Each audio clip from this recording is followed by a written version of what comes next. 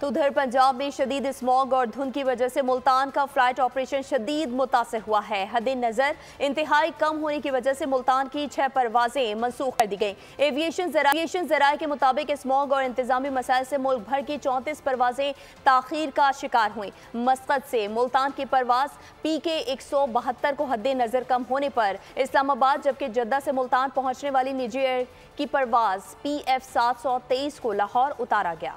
वज़ीर आज़म शहबाज शरीफ सऊदी अरब के 2 रोज़ा सरकारी दौरे पर रवाना हो गए। वज़ीर आज़म ओल्ड एयरपोर्ट लाहौर से खुसूसी तैयारे के जरिए सऊदी अरब रवाना हुए। वफाकी वज़ीर इत्तलात अता तारक और तारिक फ़ातमी भी वज़ीर आज़म के हमरा है।